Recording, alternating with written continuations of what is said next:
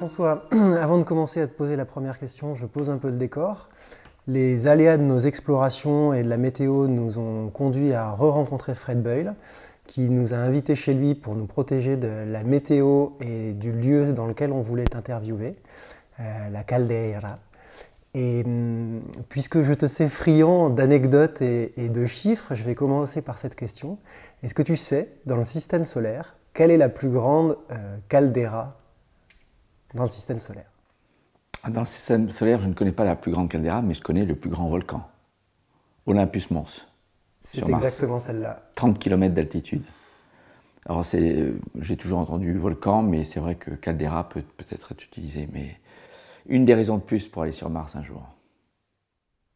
Donc maintenant, revenons au commencement. Est-ce que tu peux te présenter succinctement? Je m'appelle Jean-François Clairvoy, je suis né en 1958, donc j'ai presque 61 ans à la fin de l'année. J'ai été sélectionné astronaute en 1985 après des études scientifiques, des études techniques, ingénieur en astronautique, j'ai travaillé sur des sondes interplanétaires, sélectionné astronaute à 26 ans et employé dans la fonction d'astronaute pendant 34 ans, avec 3 vols dans l'espace, à bord de la navette spatiale américaine, pour étudier l'atmosphère, pour ravitailler la station russe Mir, pour réparer le télescope spatial Hubble. Entre mes missions, j'ai eu des jobs comme tous les astronautes, donc j'ai été en charge, entre autres, de l'amélioration du bras robotique de la navette, des interfaces homme-machine de la Station spatiale internationale, dont le cockpit est en quelque sorte un réseau de quelques dizaines de laptops, d'ordinateurs portables, sur lesquels on appelle de façon graphique les modules dont on veut augmenter les filtres, les pompes, les vannes, enfin c'est comme ça que ça fonctionne. Et je suis très interface machine dans ma tête. J'ai aussi travaillé comme senior advisor astronaute du vaisseau Jules Verne, un vaisseau de 21 tonnes, lancé par Ariane 5 depuis Kourou, le centre spatial guyanais, le port spatial européen, qui en automatique va ravitailler la station spatiale. Alors on peut se demander qu'est-ce que vient faire un astronaute dans un vaisseau ravitaillé, mais à l'approche de la station, il est surveillé et télécommandé si nécessaire par l'équipage. Voilà, c'était mon job. Et depuis 30 ans, en dehors de tout ça, je suis aussi le fondateur des premiers vols dits R0G, le vol parabolique en avion en Europe, qui permettent de recréer la vraie apesanteur, mais aussi la gravité lunaire et martienne. Et ça m'occupe toujours à mi-temps. Et pourquoi c'est important d'avoir un vol R0G alors qu'on a une station spatiale internationale? La station spatiale internationale, c'est une bonne question, est un laboratoire de recherche pour des expériences portant pour la plupart sur cet environnement d'apesanteur très, très, très étrange. Il faut le vivre, c'est difficile à décrire. Et pour tous les phénomènes de la science, tous les domaines scientifiques ont quelque chose d'intéressant à faire en apesanteur. Physique des fluides, des matériaux, de combustion, physique des particules, astrophysique, physiologie, biologie animale, végétale, humaine, médecine, sciences de la vie en général. Pour les phénomènes qui nécessitent une observation dans la durée, seul un vol spatial répond à la question. Mais dans toutes ces disciplines, il y a certains phénomènes qui s'observent sur quelques secondes, voire dizaines, vingtaines de secondes. Pour ces phénomènes, les vols paraboliques, les vols 0G suffisent et sont beaucoup moins chers que les vols dans la station spatiale, avec 2 avantages pour les chercheurs. Ils sont eux-mêmes à travailler sur leur manip, contrairement aux vols dans l'ISS où le chercheur doit faire confiance à un astronaute qui va mettre en œuvre son matériel pour lui-même, mais ce n'est pas l'astronaute qui fait la recherche, mais l'astronaute est un opérateur de matériel scientifique. Et le deuxième avantage, c'est que la préparation des expériences scientifiques peut se faire sur juste quelques mois, par le scientifique lui-même. Alors dès qu'on parle de vol habité dans l'espace, il faut confier à un industriel, sur plusieurs années, et ça coûte 10 fois plus cher, le développement, la conception, la fabrication du matériel expérimental qui va servir la recherche scientifique du chercheur. Donc un chercheur aime bien les vols paraboliques, mais parfois il a besoin d'aller dans l'espace pour la longue durée. Pardon. Quand tu parles de plus cher, est-ce qu'on parle uniquement du coût économique ou du coût environnemental et social? Quand je disais plus cher, le rapport entre le vol parabolique recherche en apesanteur sur des courtes durées ou le vol spatial longue durée dans la station spatiale, je parlais sur le plan économique. Pour donner une idée, le programme de vol habité coûte aux 10 pays européens qui contribuent, donc à l'ISS, 1 euro par an par habitant. Donc ça reste très raisonnable, mais sur 350, peut-être 250 millions d'habitants, sur 10-20 ans, on arrive à l'ordre du milliard, quelques milliards, donc c'est des sommes importantes engagées sur un programme. Mais c'est dans la durée, réparti entre plusieurs pays, en partenariat aussi avec Russes, Américains, Canadiens, Japonais. Pour donner une idée par rapport à l'éducation nationale, juste du budget de l'État, c'est 1 000 euros par habitant par an en France.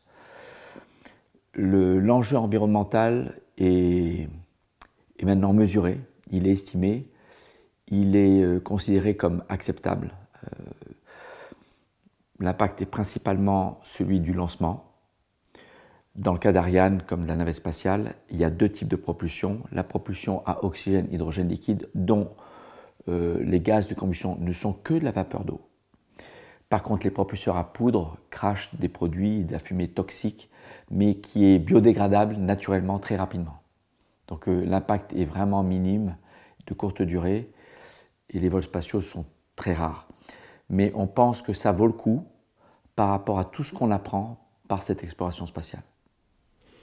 Il y avait une tribune dans Le Monde il y a quelques semaines qui demandait à Thomas Pesquet de militer contre l'exploration du spatial pour les impacts écologiques. Donc tu viens d'y répondre.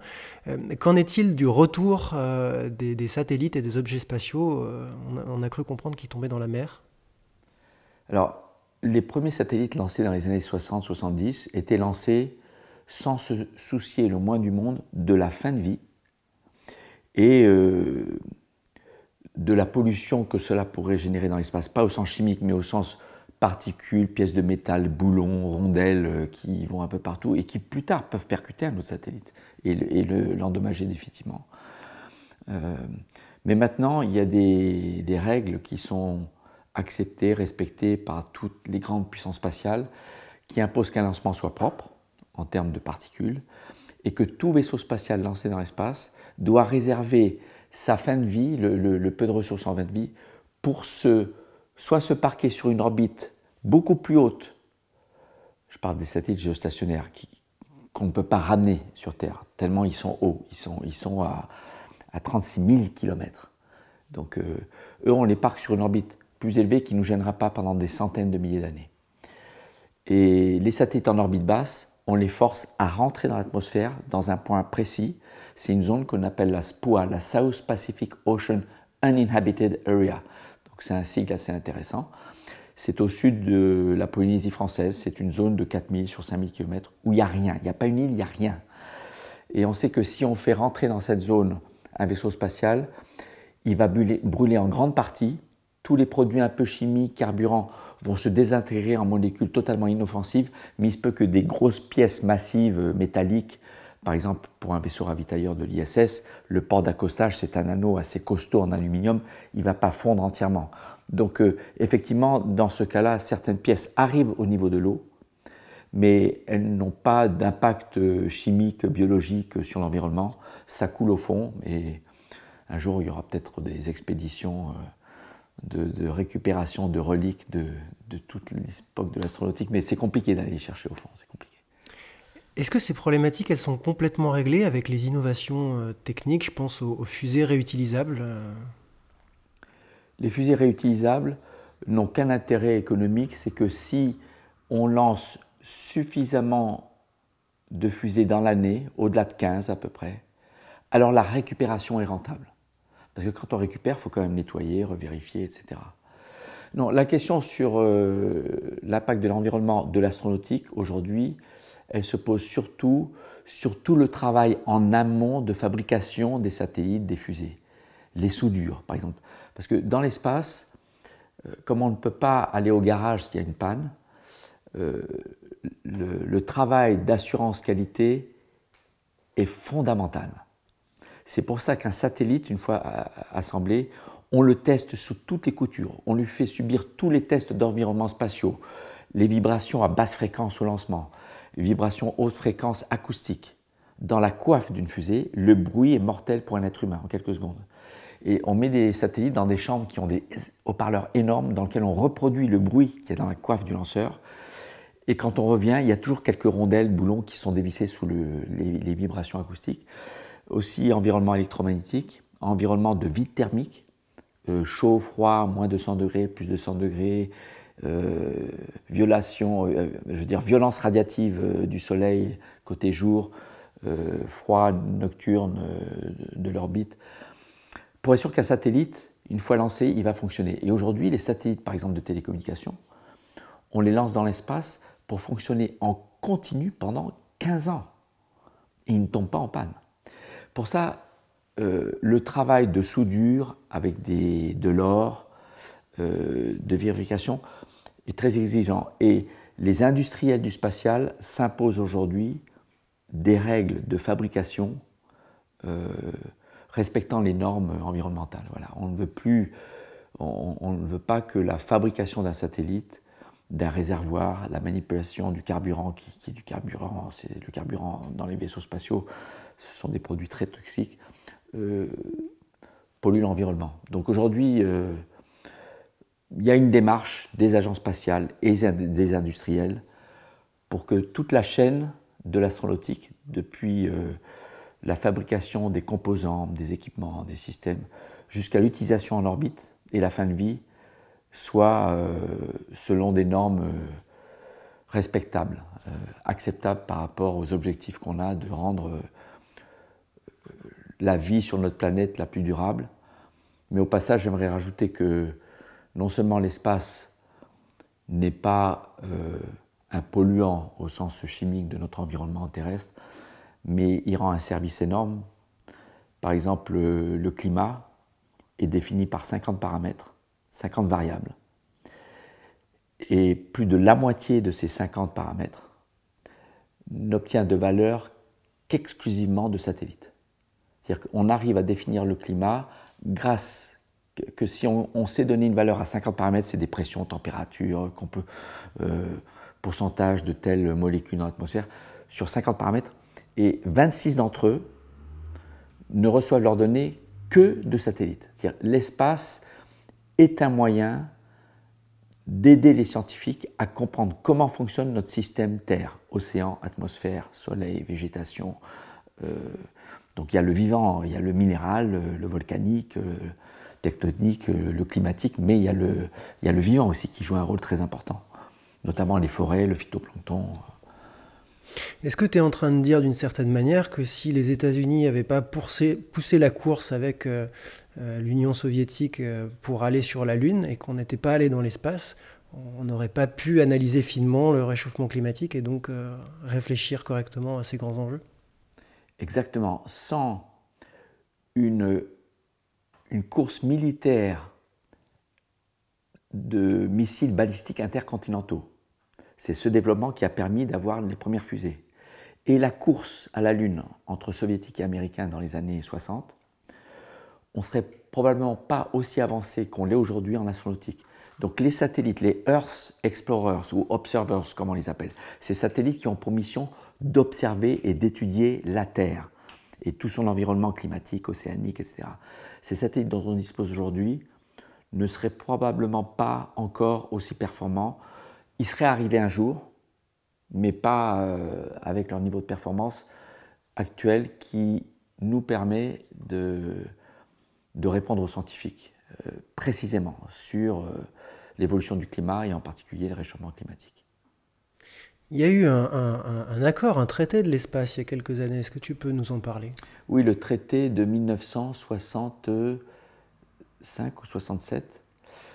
Le traité de l'espace, c'est un traité qui a été signé par toutes les grandes puissances spatiales de l'époque et qui définit dans les grandes lignes ce qu'on a le droit de faire et pas le droit de faire. Par exemple, on ne peut pas s'approprier une surface de corps céleste extraterrestre.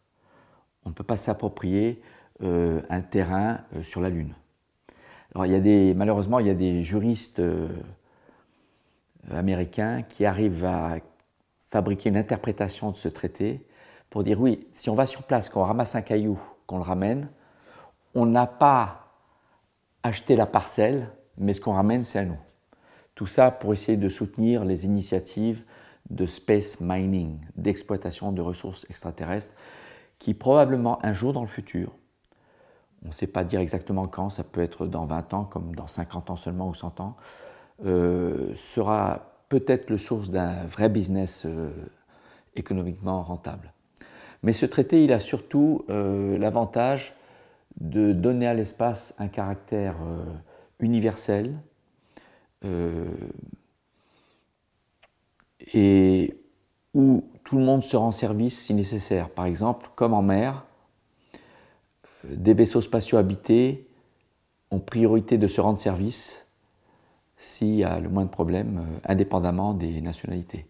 Et même aujourd'hui, sans parler de secours, la Station spatiale internationale est un programme de coopération entre Américains, Russes, Japonais, Canadiens et 10 pays européens, membres de l'Agence spatiale européenne, qui travaillent ensemble, qui s'entraînent ensemble, qui chacun se rendent service avec leur propre vaisseau de ravitaillement. Les segments russes et américains ont des spécificités qui font qu'ils sont dépendants mutuellement l'un de l'autre. Je prends juste un exemple. Le contrôle d'orientation, pour ne pas consommer de carburant, a besoin de gros volants d'inertie, des gros gyroscopes. Il n'y en a que du côté américain. Par contre, pour corriger l'orbite dans le but d'éviter un débris, par exemple, ou de rehausser l'orbite parce que l'orbite se dégrade avec le freinage atmosphérique, même à 400 km, seuls les Russes possèdent de la propulsion, qui est le seul moyen de corriger l'orbite. Donc, si les Américains détectent un débris qui risque de rentrer potentiellement en collision avec la station spatiale, ils vont demander aux Russes d'utiliser leur système de propulsion sur le segment russe pour faire une déviation orbitale de la station spatiale. Et ça arrive régulièrement. Le seul vaisseau capable de transporter les astronautes vers l'ISS et de les ramener depuis une dizaine d'années, c'est le Soyouz russe. Et depuis qu'elle est habitée en continu depuis 19 ans, le seul vaisseau capable d'assurer la fonction de sauvetage à tout moment, la fonction chaloupe de sauvetage, c'est le vaisseau Soyouz russe. Ça veut dire que depuis 19 ans, tous les partenaires reposent la sécurité ultime finale de leur équipage exclusivement sur un moyen russe. Donc on oublie les embargos, les conflits géopolitiques au sol, et c'est une beauté de ce programme, c'est que les relations entre partenaires à tous les niveaux, depuis les directeurs d'agences spatiales, les chefs de programme, les commandants de bord, les flight directors, les directeurs de vol, les instructeurs, les contrôleurs de vol, on est tous dans le même programme, avec la même vision, le même objectif de faire avancer le savoir, de contribuer à la recherche pour faire avancer l'humanité, la rendre plus connaissante et quelque part plus sage, puisque souvent les conflits naissent de l'ignorance. Et j'aime bien André Breuil qui le disait très souvent, un astrophysicien français qui a découvert les anneaux de Neptune, un gars extraordinaire, et qui répétait souvent cela. Les guerres viennent de l'ignorance, donc par manque de sagesse.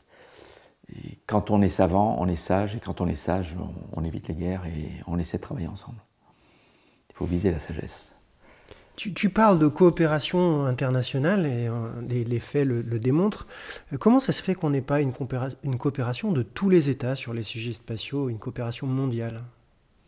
La coopération n'est pas à l'échelle mondiale encore parce que certaines puissances spatiales devenues très puissantes en termes de savoir-faire, en particulier l'Inde et la Chine, mais il y en a d'autres aussi émergents, il y en a beaucoup d'autres, n'étaient pas à niveau au moment où le partenariat a démarré au départ. Parce que le partenariat entre Canadiens, Européens et Américains a commencé dans les années 70, avec le programme navette spatiale américaine, dont le premier vol s'est fait au début en 81. Mais les Chinois ont demandé à rentrer dans le partenariat ISS il y a une vingtaine d'années. Et tous les partenaires étaient d'accord, on trouvait ça très chouette, surtout les astronautes, c'est quelque chose qui nous manque. Mais les Américains, pour des raisons politiques, peut-être indirectement économiques, ont même voté une loi pour l'interdire. De peur que les Chinois copient ou apprennent trop vite. Les Chinois ont dit, bon, bah, écoutez, tant pis, on va progresser tout seuls. Ils se sont définis leur feuille de route et tout ce qu'ils ont annoncé qu'ils feraient, ils l'ont fait. Donc aujourd'hui, les Chinois maîtrisent le lancement, le rendez-vous spatial automatique habité, le vol de longue durée, les sorties dans l'espace, toutes les techniques fondamentales qu'il faut maîtriser pour l'exploration spatiale à l'échelle du système solaire. Il faut maîtriser le rendez-vous, séparer un vaisseau en deux, puis le faire se réaccrocher en deux, maîtriser les sorties en scaphandre, en apesanteur et aussi sur la surface d'un corps céleste étranger. Ça, ils ne l'ont pas encore fait, mais les Chinois ont annoncé qu'ils le feraient dans les années 30, en 2030. Ce qui a déclenché d'ailleurs un discours du président américain. Quelques semaines plus tard, eh bien nous, on y sera avant eux en 2028. Et puis je ne sais pas pourquoi, un an plus tard, là, cette année, non, 2028 c'est trop tard, je veux 2024. Donc bon, ils veulent accélérer les choses. Mais on retournera sur la Lune, ça c'est sûr. Et l'Europe a cette particularité d'être ouverte à tous les partenariats. L'Europe, depuis toujours, a maintenu un partenariat de haut niveau dans le spatial avec les soviétiques puis russes, après l'éclatement de l'Union soviétique, et les Américains. Et aujourd'hui, il y a des expériences scientifiques spatiales qui volent dans les vaisseaux chinois, qui volent dans la Station spatiale internationale, sans que ça pose de problème. Alors, on ne met pas trop en avant le fait qu'on collabore avec les Chinois parce que ça pourrait irriter nos collègues américains, mais la NASA, jusqu'au patron de la NASA, ne souhaite qu'une chose, c'est de coopérer avec les Chinois. Mais c'est une décision du Congrès, aujourd'hui, de l'interdire. L'Europe est probablement la première puissance spatiale non chinoise à avoir un astronaute qui volera dans un vol conjoint avec les Chinois. Donc il y a des astronautes européens qui apprennent le chinois, qui s'entraînent avec des Chinois dans des scénarios de survie, qui s'entraînent dans leur simulateur. Il y a des Chinois qui viennent voler dans notre avion en 0G, y compris des astronautes chinois. Donc on a un accord cadre qui définit les étapes permettant à un moment donné d'être prêt à avoir ce vol conjoint. Ce sera fantastique. Un Apollo-Soyouz version Eurochine. 我属法国人，你叫什么？ Ni hao. Néa, je te demandais, je te disais que j'étais français, je te disais bonjour, je te demandais comment tu t'appelais. C'est très intéressant là ce que tu nous dis sur le politique vis-à-vis des États-Unis et de la Chine. Est-ce que tu peux nous rappeler, avant de partir sur un autre sujet, d'où viennent les accidents dans l'espace? Les accidents dans l'espace, au premier degré, viennent du fait que le voyage spatial orbital, pour aller dans l'espace et y rester, il faut atteindre une vitesse colossale de 28 000 km par heure. C'est environ 8 km par seconde, 25 fois la vitesse du son. Pour un chasseur à qui ça peut parler, c'est 20 fois plus rapide que la balle d'un fusil de chasse. Et cette débauche d'énergie fait courir évidemment aux astronautes à bord des fusées, de leurs capsules, un risque important. Dès que l'être humain acquiert de l'énergie, ça peut être en vitesse, ça peut être en altitude, il augmente son risque. Et effectivement, dans le vol spatial orbital, on est au summum de ce qu'a jamais atteint un humain en termes d'altitude et de vitesse. En plus, une fois dans l'espace, le milieu extérieur est hostile, on ne peut pas respirer librement, et extrême, c'est-à-dire que les températures, la gamme de températures à laquelle sont soumis des objets présents dans l'espace, selon qu'ils soient exposés au soleil ou à l'ombre, varie de moins 150, moins 200 degrés à plus 150, voire plus 200 degrés. Mais magnifiquement, c'est une bonne nouvelle, dans l'histoire des vols habités, depuis le vol de Gagarine, il y a 57 ans, je ne me trompe pas dans les calculs, 58 ans, on n'a jamais perdu un astronaute en orbite, dans l'espace, ni sur la Lune. Mais on a malheureusement perdu 4 équipages, 2 équipages russes, Soyouz 1 en 67, Soyouz 11 en 71 et 2 équipages américains à bord de navettes spatiales, alors que les Américains avaient acquis une expérience énorme en vols habités. Mercury, Gemini, Apollo, module lunaire sur la Lune, Saturne V, la fusée la plus puissante jamais construite à ce jour. Mais c'est la navette spatiale qui s'est désintégrée à 2 reprises, lors de la montée en 86, lors de la rentrée avec Columbia, mais c'était dans la transition atmosphérique, c'était pendant cette débauche d'énergie. Mais malheureusement, à chaque fois, par un défaut de management qui a décidé de lancer,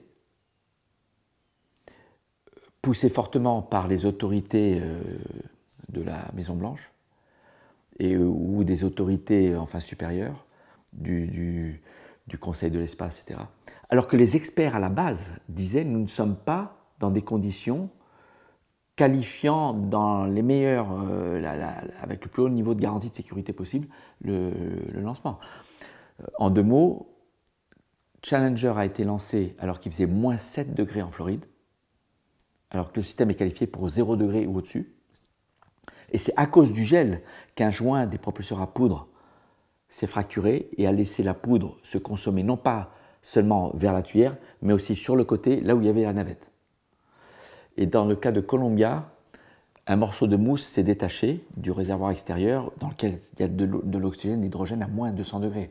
Donc si tu mets un réservoir en aluminium dans le ciel de Floride et dedans c'est moins 200 degrés, le givre se forme tout de suite. En 20 minutes, à 30 cm de givre.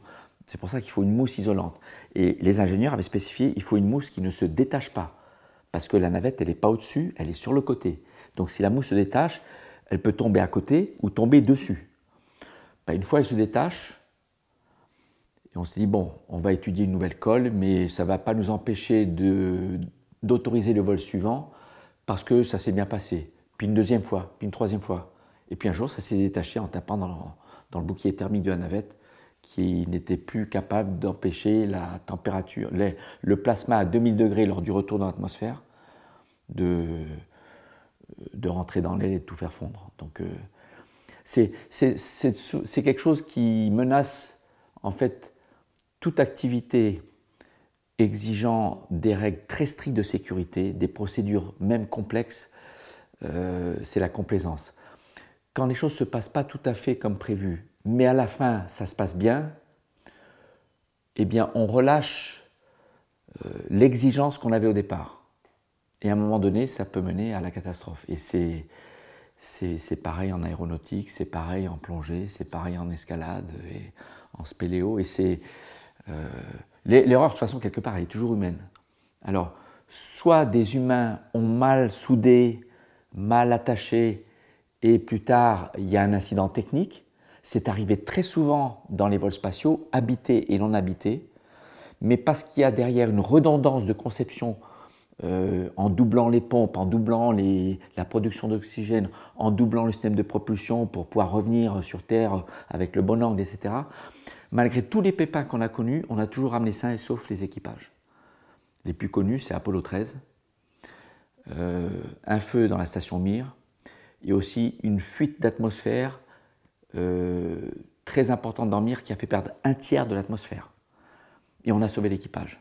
Mais il y a toujours une erreur humaine. Donc à la conception, soit lors des essais, qui sont mal faits, soit dans la rédaction des procédures. C'est ce qui a coûté la vie à l'équipage de Soyouz 11, qui, en suivant leurs procédures, ont créé une fuite en laissant une valve ouverte. Ce n'est pas qu'ils ont sauté une étape, c'est que la procédure pouvait être exécutée, elle était mal écrite. Voilà. Ou alors une erreur de l'équipage, et elle est prise en compte. La façon dont on conçoit nos vaisseaux habités, on respecte la règle FOFS, Fail Operational Fail Safe. C'est-à-dire que les vaisseaux, les procédures, tout le système doit être conçu tel que, après n'importe quelle panne ou n'importe quelle erreur d'équipage humaine, on doit pouvoir remplir la mission et atteindre l'objectif. Avec n'importe quelle combinaison de 2 pannes ou de 2 erreurs humaines ou d'une panne et d'une erreur humaine, on doit au moins ramener sain et sauf l'équipage. C'est le concept FOFS. Et c'est ce concept qui régit la façon dont les ingénieurs conçoivent les missions spatiales, qui est à la fois la conception du vaisseau, la conception de la mission et des procédures, l'entraînement, puisque quand on déclare une mission prête à partir, il y en a qui déclarent la fusée est prête, d'autres qui déclarent le vaisseau habité est prêt. Et les instructeurs, le chef instructeur lui demande « Dites-nous que l'équipage est prêt ». Et enfin, on demande à l'équipage « Est-ce que vous êtes prêt ?» Et formellement, notamment en Russie, il y a une cérémonie où le commandant de bord a un discours dans lequel il dit à tout le monde « Nous sommes prêts ». Et alors, ce qu'il rajoute, qui fait un peu sourire parce que c'est qu'en Russie, et nous y allons de notre plein gré. Mais... Moi, ce que j'entends de ça, c'est qu'il y a une chaîne de hiérarchie qui est très compliquée, des instruments techniques qui sont très compliqués, mais où, quand on prend le temps, on peut faire des erreurs, mais globalement, on apprend, et parfois, il y a des mauvaises décisions qui sont amenées par de la précipitation, par une décision politique. Et quel parallèle on peut faire avec les enjeux climatiques et environnementaux aujourd'hui ? Alors, l'aéronautique et l'astronautique, il y a une définition de l'expérience que j'adore. L'expérience est ce que l'on retient des erreurs auxquelles on a survécu. Alors, on comprend très bien au premier degré ce que ça veut dire en aéronautique. Maintenant, au niveau de la vie de tous les jours, dans l'entreprise, dans la définition d'une nouvelle expédition qui peut être en spéléo, en navigation, c'est vrai que si on ne fait que des choses faciles, je parle dans l'entrepreneuriat au sens large, entreprendre une mission spatiale, entreprendre un projet commercial, ou si on ne fait que des choses faciles, ou qu'on a déjà faites, on ne saura jamais de quoi on est capable de faire encore mieux. Et on ne progresse pas. Donc on n'apprend pas, donc on ne fait pas d'erreurs et on n'apprend pas nos erreurs. Quelqu'un qui n'a jamais fait d'erreur, c'est quelqu'un qui n'a jamais tenté quelque chose de difficile ou de nouveau, ou les deux. Et donc, qui n'a pas acquis d'expérience. Dans le cas du climat, on ne peut pas appliquer cette définition parce qu'il faudrait qu'on attende la catastrophe qui a déjà fait des gros dégâts. Alors, il y en a déjà, mais ils ne sont peut-être pas aussi gros que le pire qu'on peut imaginer dans les décennies qui viennent. Donc, je le vois pas, le parallèle ne peut pas être vraiment fait au premier degré, mais peut-être qu'au deuxième degré, on peut comparer la conception d'une mission spatiale. C'est d'abord, qu'est-ce que je veux faire? Dans tout ce qu'on fait, la chose la plus importante, numéro un, c'est savoir définir le but. Où je veux aller? Qu'est-ce que je veux faire? Quel est mon but, mon objectif? La deuxième question, c'est comment je vais pouvoir l'atteindre? Alors parfois, il y a plusieurs chemins, plusieurs feuilles de route, plusieurs plans de vol. Et une fois qu'on sait ce qu'on veut faire et comment, après, il faut mettre les moyens financiers, techniques, humains, intellectuels, parfois académiques, en demandant aux sociétés savantes où il y a les experts, et puis après s'y mettre. Et une mission spatiale, c'est comme ça. Mais la première question, c'est de savoir ce qu'on veut faire. Et donc, dans le cas du climat, est-ce que je veux un climat qui, dans 50 ans, soit compatible avec une vie agréable, durable, confortable pour toute l'humanité? C'est la question. Le but, ça peut être, est-ce que je veux que mes enfants vivent en bonne santé et trouvent un job? Et ça s'arrête là. Là, ça ne va pas très loin. Certains se posent la question pour leurs petits-enfants. Et c'est vrai que personne ne se pose la question au quotidien des enfants qu'ils sont sûrs de ne jamais voir. Alors ça relève peut-être de l'instinct de survie, peut-être que l'instinct de survie nous programme depuis l'apparition du vivant chez les reptiles, les oiseaux, à ne s'inquiéter que de sa descendance immédiate, tant qu'on est vivant pour l'aider. Mais ceux qu'on est sûr de ne pas pouvoir aider parce qu'on ne sera plus là, rien ne nous pousse à y penser. Donc ça demande quand même un effort intellectuel supérieur et au niveau d'un groupe, d'une société, d'aller se poser la question de ce qui concerne ceux qui seront là dans 100 ans ou dans 200 ans. Mais pourquoi au premier degré, on s'en inquiéterait? Du moment que je sais, nous à notre génération, que pour mes enfants, bon, ça devrait encore aller pour eux. Alors je ne vais pas m'emmerder, quoi. Et c'est là que l'homme, grâce à sa conscience supérieure, on peut espérer que l'homme, avec sa conscience supérieure, puisse s'autoriser de réfléchir au-delà de sa descendance à deux générations. Mais ça demande un effort de générosité intellectuelle, morale, je dirais même peut-être spirituelle, pour lequel on n'est pas préparé dans notre éducation, dont on ne nous parle pas. Dans le Patial, on sent que vous avez fait cette préparation. Tu me parlais d'objectifs, de déchets à 100 000 ans, donc c'est que vous vous projetez très loin dans l'avenir. Dans le cadre du réchauffement climatique, de ce que j'en ai compris en tout cas, on a défini le but, maintenir la barre en dessous des 1,5 degrés jusqu'en 2050. On a défini comment, les ONG, les chercheurs, les groupes de réflexion. Mais seulement plus on attend, et plus ce but devient inatteignable. Et si on n'arrive pas à mettre les moyens, le but est repoussé et donc le comment change en permanence. Ce que tu disais tout à l'heure par rapport aux Chinois sur l'exploration spatiale, quand ils se donnent des buts, ils y arrivent même en dehors de toute coopération internationale. Aujourd'hui, beaucoup d'écologistes disent que les seuls qui arrivent véritablement à avancer sur les enjeux climatiques sont les Chinois. Alors, je ne suis pas expert des Chinois, mais le peu que j'ai vécu en Chine, j'y vais de temps en temps, je suis allé représenter l'Europe aux 50 ans, à l'anniversaire, le 50e anniversaire de la création du Centre des astronautes chinois. La première pierre du Centre des astronautes chinois a été posée il y a 51 ans, c'était l'année dernière. Et dans nos discussions, j'ai senti que c'est vraiment un objectif chez eux. Toute ville nouvelle doit être conçue dans l'esprit du développement durable, éternel. Et donc je pense qu'ils sont dans le bon état d'esprit, je ne sais pas s'ils ont les ressources, etc., parce qu'ils ont une demande exponentielle d'énergie, de nourriture à cause de la population et qui élève son niveau de vie, la santé, la durée de vie. Donc ce que tu me dis ne m'étonne pas et il faut qu'on sache les écouter parce qu'ils ont peut-être des leçons à nous donner. Souvent on a envie de leur donner des leçons, mais dans plusieurs domaines, je pense qu'ils ont des leçons à nous donner.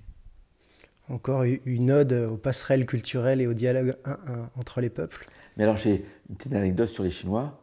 Il y a un Français, Sylvestre Maurice, qui est un des grands pontes de l'exploration martienne, puisqu'il est le concepteur de l'instrument le plus sexy et le plus important qu'il y a sur le plus gros rover martien, le rover Curiosity. Il a une ChemCam, Chemical Camera. Et les Chinois sont en train de concevoir un rover avec la même caméra, exactement la même. Et quand il les a visités, parce qu'ils échangent entre scientifiques, il leur dit « Mais pourquoi vous faites la même que ChemCam? Parce que maintenant, on peut faire mieux. Maintenant, on sait qu'on peut faire mieux. Non, non, mais votre caméra, elle marche. » Et quand on pense qu'un Chinois copie, ce n'est pas du tout l'état d'esprit de quelqu'un qui copie. C'est dans leur esprit, on imite le maître. C'est-à-dire que celui qui sait bien faire, celui qui sait bien écrire, calligraphier, on suit le maître. Et c'est pas un caractère, je dirais, négatif du Chinois de copier. Quand on croit qu'il copie, c'est pas du copiage qu'il fait. Il imite ceux qui réussissent. C'est du respect finalement. C'est du respect, exactement. C'est du respect. Et c'est pour ça qu'il ne faut pas avoir la phobie de l'espionnite, de l'espionnage chinois. Bon, il y a toujours il y a des services secrets partout. Moi, je ne sais pas ma spécialité, mais je pense que dans le domaine de la science et de toutes les activités qui améliorent les conditions de l'humanité, les Chinois ont raison d'imiter ce que nous on fait qui est bien, mais nous on devrait aussi imiter ce qu'ils font. Une fois j'ai un ami qui revient de mission en Chine, il me dit, on est arrivé la nuit, le matin je sors de l'hôtel et j'ai mis plusieurs longues minutes à comprendre ce qui me paraissait très très bizarre. Il sort de l'hôtel et il me dit, il y a quelque chose qui ne va pas. Il n'entendait aucun bruit. Tous les véhicules étaient électriques. Les mobylettes, les voitures, les bus. Donc, mais il entendait un peu les bruits. Il parle, donc il sait qu'il n'est pas sourd. Moi, je n'ai pas vu encore une ville en Europe qui soit entièrement électrique. Mais ça vient, ça vient. Tu parlais tout à l'heure de space mining, et l'argument le principal qu'on entend chez les écologistes aujourd'hui, c'est on ne peut pas vivre une croissance infinie dans un monde fini. Mais alors si on est capable d'aller chercher des nouvelles ressources économiquement viables, quel est le problème finalement? Le problème des ressources extraterrestres, c'est que sur le plan technologique, ça reste encore très compliqué. Parce que quand on voit à quoi ressemble une usine d'extraction de minerais sur Terre, on imagine que si on veut extraire des minerais sur un autre corps céleste, peut-être que l'usine n'aura pas besoin d'avoir des grues aussi costauds parce que la gravité sera hyper réduite sur un petit astéroïde, etc. Mais il faut quand même l'assembler sur place. Et après, si c'est pour servir des besoins terrestres, il faut le ramener. Et si on veut que ça remplace un besoin qui était à grande échelle sur Terre, il faut en ramener beaucoup. Et là, on commence à parler de pollution. On commence à rentrer avec un débit de plusieurs lancements par jour, tous les jours. C'est pour ça que le space mining aujourd'hui, il est de plus en plus pensé dans le court terme, dans les 100 ans qui viennent, comme exploitation de ressources extraterrestres au profit de missions spatiales. Et pas dans le sens aller chercher ailleurs des choses qu'on ne sait plus trouver sur Terre ou qui deviennent trop difficiles ou trop polluantes à essayer d'extraire de la Terre, comme les terres rares. Donc on va les chercher ailleurs. Aujourd'hui, on se dit que les futures missions spatiales auront besoin d'oxygène, d'hydrogène, d'eau, de carburant. Et on sait que dans le système solaire, on peut en prendre sur place au passage sans avoir à tout amener depuis la Terre. Donc le space mining sera au service de l'exploration spatiale. Dans son premier client sera l'exploration spatiale.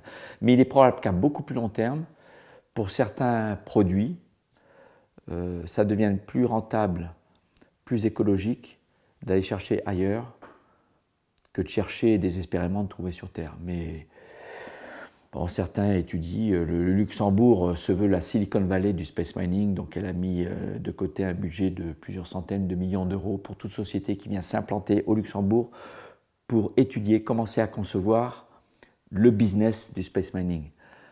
Mais c'est vrai que si personne l'étudie, ça ne se fera jamais. Hein. Si un jour on veut être capable d'habiter sur Mars, dans 1000 ans, hein, je ne sais pas, se reproduire, vivre, il faut bien qu'on commence à le faire un jour. Comme disaient les dinosaures, non, c'est pas les dinosaures, c'est un écrivain américain qui posait la question pourquoi les dinosaures ont disparu. Alors les gens répondent un impact d'astéroïdes, d'autres super. Non, c'est parce qu'ils n'avaient pas de programme spatial. Nous, on a la chance d'avoir un programme spatial. Si le programme spatial peut nous aider à résoudre les problèmes immédiats du siècle à venir sur Terre, dont le réchauffement climatique, et à très long terme, à très très long terme, la pérennité de l'espèce humaine, parce qu'on sait qu'un jour il n'y en aura pas sur Terre, c'est écrit. C'est écrit, les scientifiques le disent. Hein. Même si on est très sage, très propre, et qu'on fait tout ce qu'il faut, un jour il n'y aura plus d'humains sur Terre. Est-ce que c'est important ou pas Toi, à titre personnel, est-ce que tu penses que c'est le destin de l'humanité de quitter son berceau, si on peut reprendre cette image, qu'est la planète Terre? Ah, complètement. Moi, si on pose la question, est-ce que c'est important de pérenniser l'espèce humaine ou pas, pour moi, oui. Parce que je m'accepterais moins bien en tant qu'être humain si j'acceptais qu'il n'y ait plus d'humains un jour. dans l'histoire de l'univers.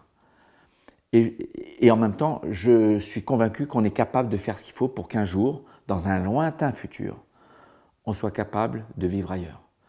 Dans un premier temps, sur un autre corps céleste du système solaire, mais dans très très longtemps, sur des planètes d'autres systèmes solaires. Mais il faudra que d'ici là, on ait déverrouillé certains verrous technologiques sur la propulsion spatiale, le transport d'un système solaire à l'autre. Donc ça, ce seront nos arrière petits-enfants qui trouveront les solutions. On a déjà un peu parlé de ça avec Jean-Jacques. Avec toi, j'aimerais aborder d'autres sujets, notamment le parallèle entre les systèmes vie sur une station et une navette, celui de la Terre, et à quel moment ça conditionne notre survie et comment on fait pour le sacraliser en tant que bien commun. C'est très simple. Quand on regarde la Terre depuis l'espace, on voit qu'elle est finie. Et on sait que notre vie normale, c'est dessus.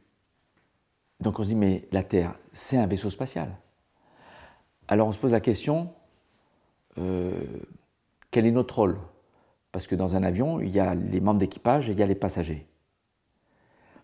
Et moi, je me dis que chaque être humain devrait se considérer comme membre d'équipage, c'est-à-dire responsable de la conduite du vaisseau spatial Terre, et pas du passager qui attend que d'autres s'en occupent, en nous disant juste, écoutez, restez juste à peu près sage, faites ça.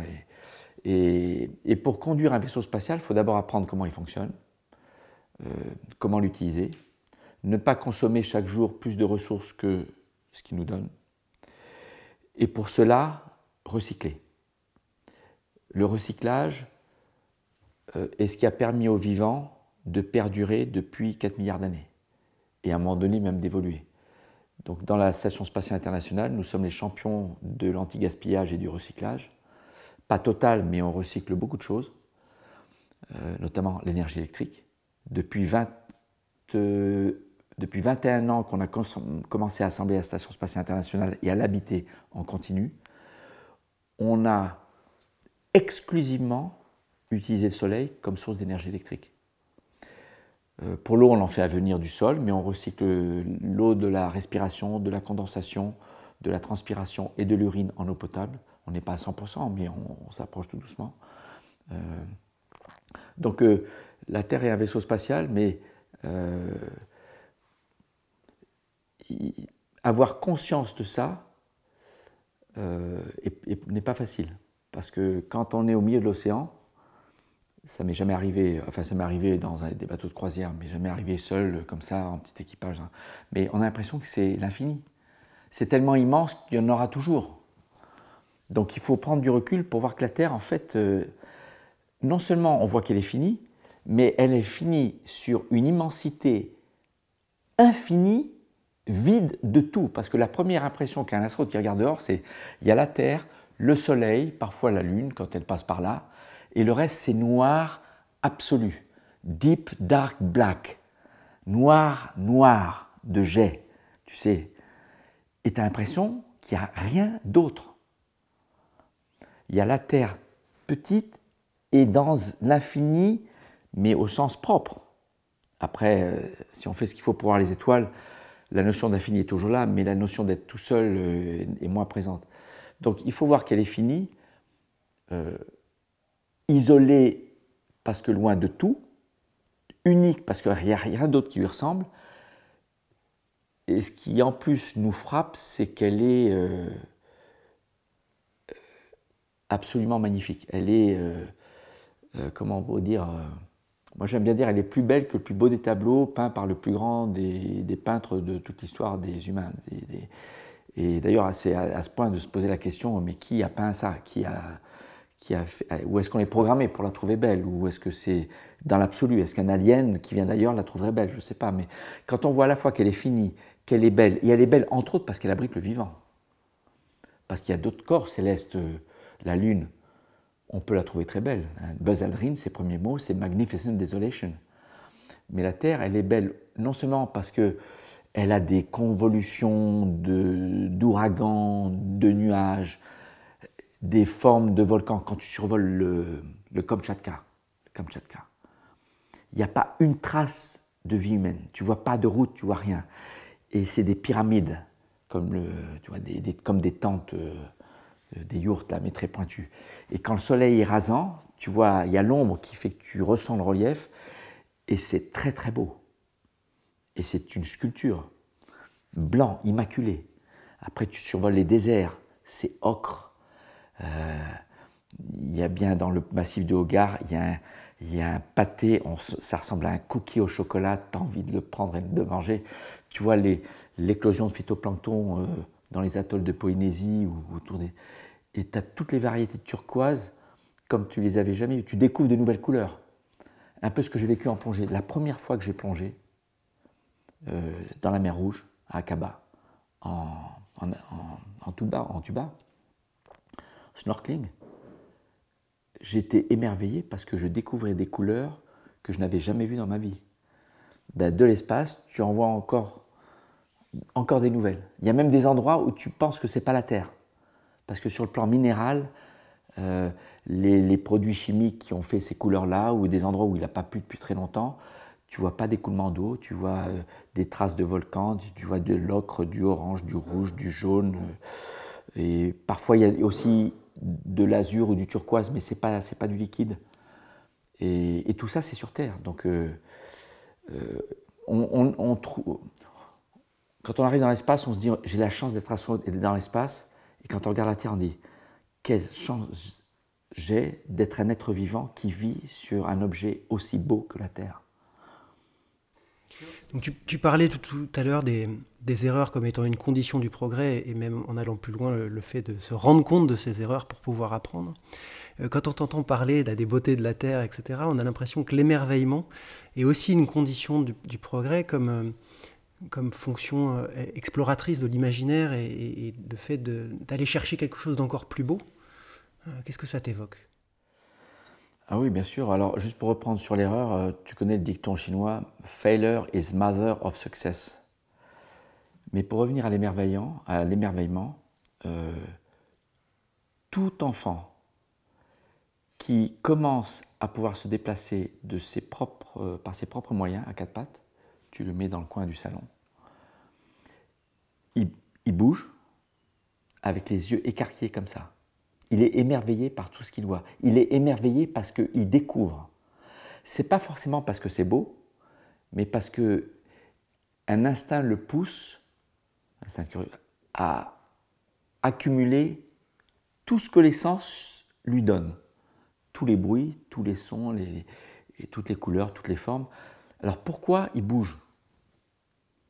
Alors certains disent il veut faire de l'exercice physique, il veut faire du sport. D'autres, il cherche sa mère. Puis en fait, quand tu regardes bien, il observe. En fait, il veut augmenter la connaissance qu'il a de son environnement. C'est exactement l'exploration. Nous sommes tous nés avec un instinct d'explorateur. Après, c'est la société, l'environnement qui nous bride plus ou moins et qui parfois nous rend peureux de l'inconnu et nous pousse plutôt à décider de ne pas y aller. Mais c'est vrai que si on arrivait à faire regarder à tout être humain depuis son enfance les yeux qui font ça, comme dans un film que je montre souvent, le pilote qui a fait le premier vol suborbital à 100 km sur un avion privé. On voit le pilote, il ferme les yeux, il prie avant d'allumer le moteur fusée parce qu'il sait que c'est risqué et c'est une première, c'est un prototype. Donc il a conscience du risque. Et puis c'est un pro, c'est un grand endurci. Il arrive dans la phase balistique qui ne dure que 4 minutes. It's magnificent here. Il devient un enfant. Dans les vols 0G que j'organise, les vols en apesanteur, vrai apesanteur, quelle que soit l'origine sociale, quel que soit l'âge, quel que soit le sexe, homme-femme, dès la première parabole, tout le monde redevient un enfant avec un sourire jusqu'aux oreilles et des exclamations d'enfant. Waouh, t'as vu, et puis chacun veut montrer à l'autre qu'il sait se déplacer en apesanteur. Donc l'émerveillement est certainement un excellent moteur pour développer le goût d'apprendre et le goût de l'exploration. D'ailleurs, toutes les sciences sont nées de l'astronomie. L'astronomie est la mère des sciences. Elle a précédé les maths. Parce que les humains étaient émerveillés par le ciel. Bon, imagine un humain qui ne soit pas émerveillé. Il regarde le ciel. Ah oui, il y a des points. Bon, ben oui, bon, d'accord. Et puis après, non.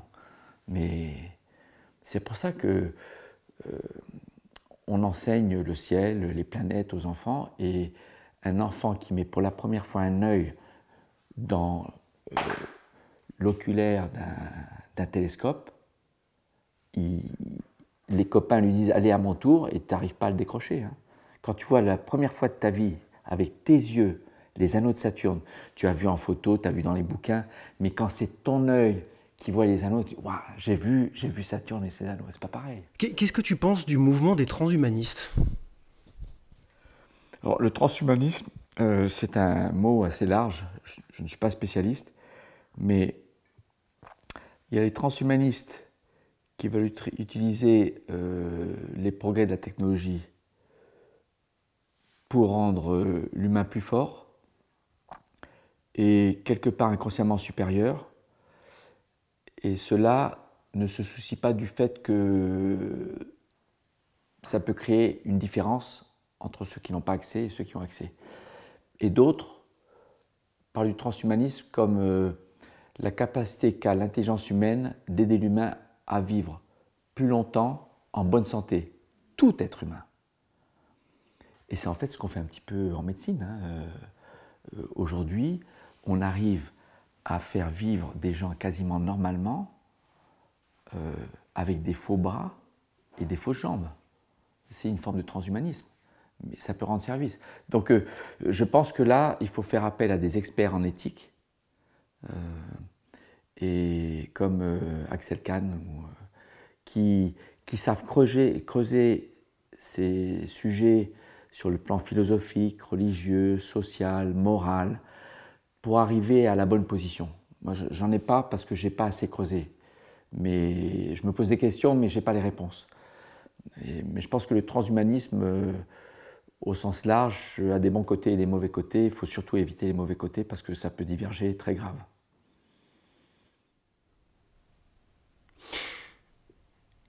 Est-ce que tu penses qu'on les écoute suffisamment, les philosophes et les personnes qui réfléchissent à l'éthique? Ah, je crois que il y a beaucoup de grands penseurs qui sont sollicités par les politiques, par les décideurs, les grands industriels, par les grands patrons d'agences spatiales ou d'organisations, même d'ONG, etc. Parce que tout le monde n'a pas la capacité de penser profondément avec un situational awareness, comme on dit en anglais, avec une vision globale suffisamment grande pour que tout soit pris en compte. Donc il ne faut pas hésiter à relire les pensées de nos anciens grecs et des penseurs actuels, parce qu'ils ont des belles choses à nous dire. Tout à l'heure, tu parlais des enfants comme étant des électrons libres, et généralement, un électron libre, il va se fixer quelque part. Au bout d'un moment, il se spécialise, on pourrait dire, si on renvoie à l'échelle de l'être humain. Et là, tu nous parles de personnes qui ont besoin d'avoir un esprit suffisamment libre et le plus large possible pour pouvoir finalement relier les spécialités. Est-ce que tu penses qu'il faut qu'on ait des formations qui encouragent ce type de personnalité plus largement qu'aujourd'hui? Ah oui, oui. Je pense qu'il y a des choses qu'on devrait enseigner dès le primaire, adaptées à l'enfant, comme l'écoute active, savoir écouter l'autre. C'est pas donné de savoir écouter un prof. Le prof nous enseigne du savoir, mais apprendre, on ne nous apprend pas à apprendre, mais on pourrait apprendre à apprendre dès l'enfance. La tolérance. Enseigner la tolérance, on ne l'enseigne pas beaucoup. On est plutôt dans une société, un monde aujourd'hui où on te dit comment faire pour que toi, tu sois bien, mais pas tout le monde en même temps. Donc inconsciemment, on t'apprend à être un peu matérialiste, un petit peu égoïste, et Et c'est grâce au sport qu'on maîtrise quand même le lien social. Le sport, pour moi, est une des meilleures écoles du lien social, parce que dans le sport, on n'a pas d'objectif risquant de tourner vers l'égoïsme. C'est ensemble, on a envie de jouer. Le sport, c'est comme un jeu où à la fin, il y a un gagnant, un perdant ou plusieurs. Et moi, je suis très joueur de nature. On me dit toujours, j'étais né pour jouer. Et je cherche toujours à jouer, avec tout. Avec mes sens, avec l'équilibre. D'ailleurs, je ne l'ai pas fait sur le bateau. Il faut que je le fasse, l'équilibre sur le bateau.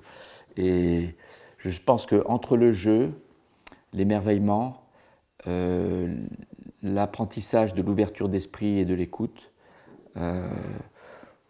on peut développer chez l'individu la conscience qui fait partie d'un ensemble. C'est ça qui manque. L'humanité devrait être un corps unifié et qui a conscience qu'il vit grâce aux autres, même en lui-même, puisque l'être humain abrite 10 fois plus d'animaux portant un ADN autre que le sien, que celui de l'homme, que de cellules de son propre ADN. Donc, si on n'avait pas cette diversité, cette symbiose qui fait qu'il y a cet équilibre, comment on appelle ça, cet écosystème biologique où tous les êtres vivants, végétaux, animaux se rendent service sans le savoir, hein, pour beaucoup, c'est dans les gènes, donc ça se fait automatiquement, et qui permet à la diversité non, c'est la diversité qui permet de pérenniser le vivant. À l'échelle d'un être humain, quand il y a des cellules qui ne fonctionnent pas, quand l'homéostasie n'est plus respectée, il y a des mécanismes qui se mettent en place pour retrouver l'équilibre. Est-ce que tu penses que la planète Terre, vu qu'elle est composée de plein d'êtres vivants, aurait potentiellement une conscience et elle mettrait en elle-même des mécanismes de défense pour se protéger de nous, êtres humains? Indirectement, même inconsciemment, si on ne fait pas ce qu'il faut pour empêcher le réchauffement climatique de diverger trop vite et de créer des catastrophes, eh bien, on aura ces catastrophes et ce sera une façon pour la planète de se protéger, parce que ces catastrophes vont nous éteindre. Donc la Terre nous survivra. Moi, je n'aime pas personnellement, et je ne dis jamais « la Terre est fragile ». Tu entends des collègues astronautes dire « la Terre est fragile », c'est un abus de langage pour aller vite et passer le message, on sait ce que ça veut dire. Mais quand tu regardes la Terre depuis l'espace, que tu vois les orages, les ouragans, les volcans, la première impression, c'est que c'est un être qui a sa propre vie géologique, climatique, donc les volcans, tectoniques, climatique, tu vois les ouragans, cosmiques. Quand tu vois des impacts d'astéroïdes laissés il y a des millions d'années, centaines de millions d'années, tu vois leurs traces, tu dis, le jour où ça a tapé fort. Et ça vient du fait que la Terre a une vie cosmique. C'est un être qui se déplace dans le cosmos. Et tout ça, il n'y a pas le vivant dans ce que j'ai cité encore. Climatique, volcanique, géologique, quoique le vivant influe sur le climat aussi, hein, les forêts amazoniennes, etc. Mais le vivant, il tient grâce à un équilibre extrêmement fragile qu'un petit rien peut faire sauter.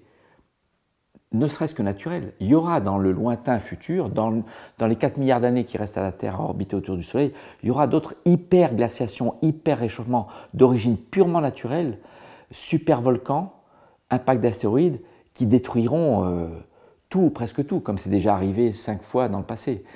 Nous, la gravité du moment, c'est qu'on est en train de risquer de nous éteindre nous-mêmes précipitamment, et pas sur des millions d'années qui est l'échelle cosmique de catastrophes naturelles. Donc la Terre nous survivra, et c'est pas la Terre qui est fragile, c'est nous. C'est nous au sens toute la communauté du vivant en symbiose qui se rend service mutuellement. Donc l'océan qui fournit l'oxygène, absorbe le gaz carbonique, nourrit la moitié de la population grâce à une chaîne alimentaire depuis les micro-organismes microscopiques qu'on ne voit pas à l'œil nu. On ne les voit pas à l'œil nu, mais il faut faire attention parce que c'est eux qui font qu'il y a les gros qui arrivent à la fin de la chaîne, qui nous nourrissent. Donc Et ça, on en est conscience dans notre vaisseau spatial. On voit la nourriture, on ouvre le placard, on voit les plats. Et puis quand on ouvre, on veut surtout jamais voir ce que nous racontait Mayol hier. Il n'y a plus rien. Il n'y a plus rien à manger. Tu disais tout à l'heure que les dinosaures n'avaient pas survécu parce qu'ils n'avaient pas de programmes spatiaux. Pourtant, il y a plein d'espèces qui ont survécu. Les fourmis, les requins, elles n'ont pas eu besoin de programmes spatiaux pour ça. Ouais. Ben, ceux qui se trouvent par chance de l'évolution, qui est aléatoire à chaque reproduction, les bugs dans la transmission génétique qui font que le gène du descendant n'est pas exactement le même que celui de l'ascendant, ceux qui font que leur gène les rendait adaptés à l'environnement changeant, ben, tant mieux pour eux. Parce que quand on dit que le vivant s'adapte, au sens de Darwin, c'est de façon passive.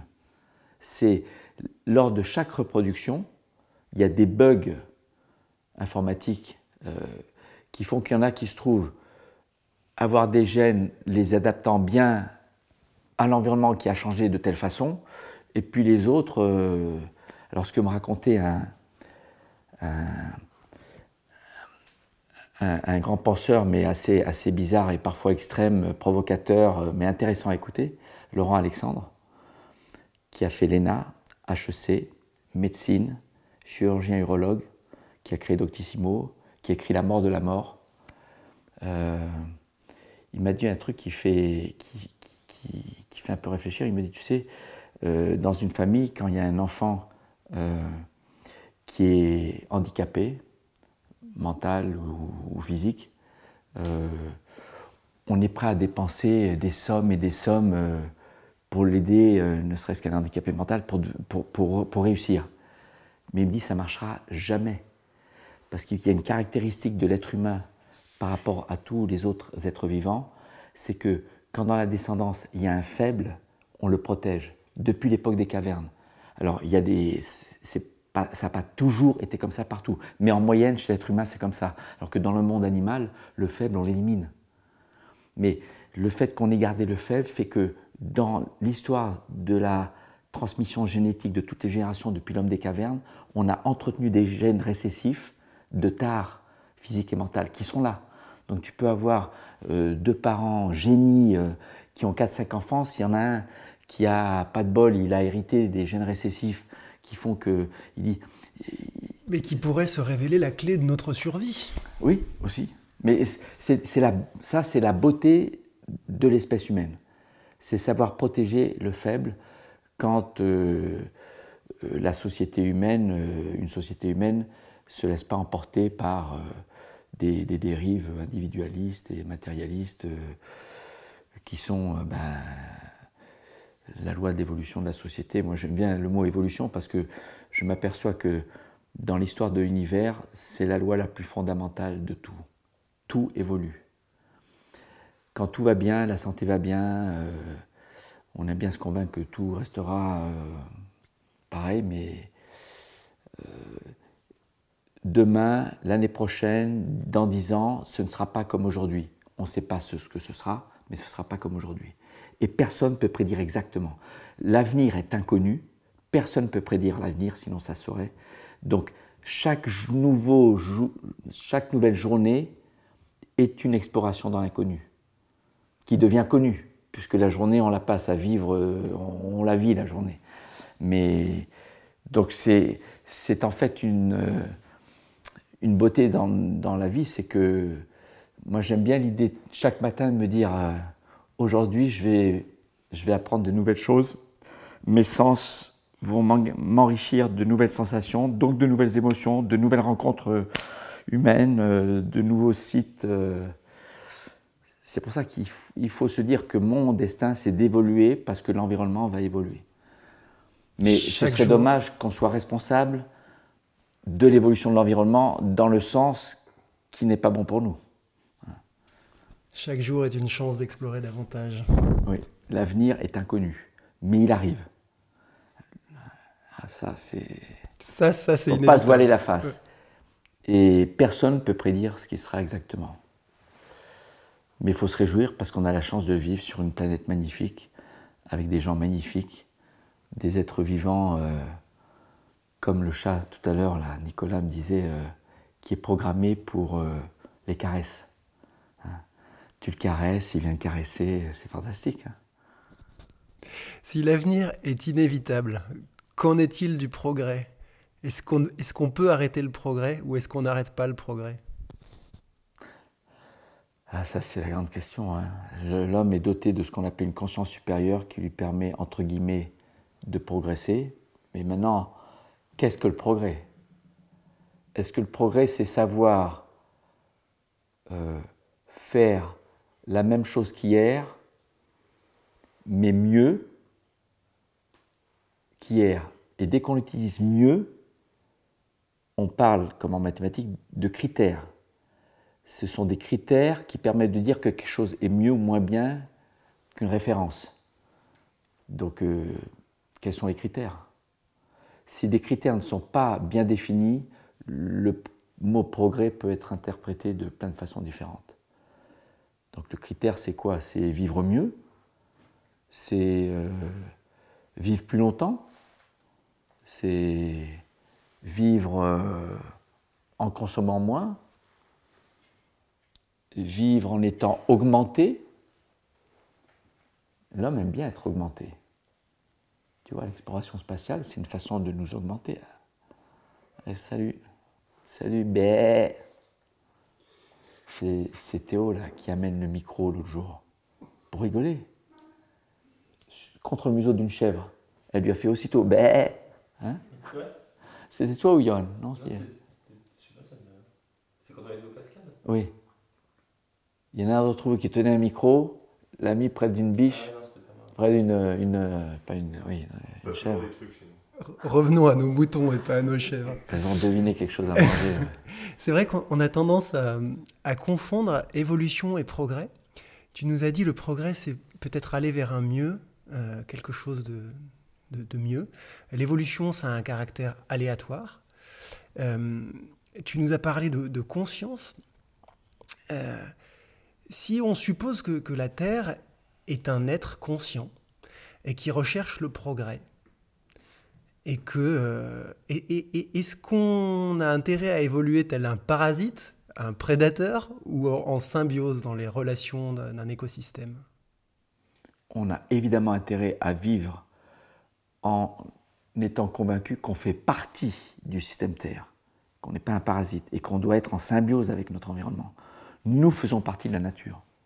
Nous sommes en connexion historiquement, génétiquement, biologiquement, nutritiellement, si on peut dire ça, je ne sais pas si c'est un mot qui existe, avec le monde qui nous entoure. Donc, je n'ai jamais, ça c'est chacun pour soi, je ne sais pas, mais je ne me suis jamais vu comme nous les humains, et moi Jean-François, et la Terre avec l'océan, les plantes, les animaux.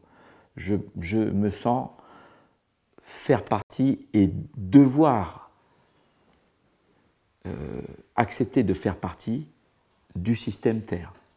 La Terre, c'est un vaisseau spatial avec ce qu'il y a dedans, et dehors, et dessus. Et la Terre, elle n'est pas à notre service.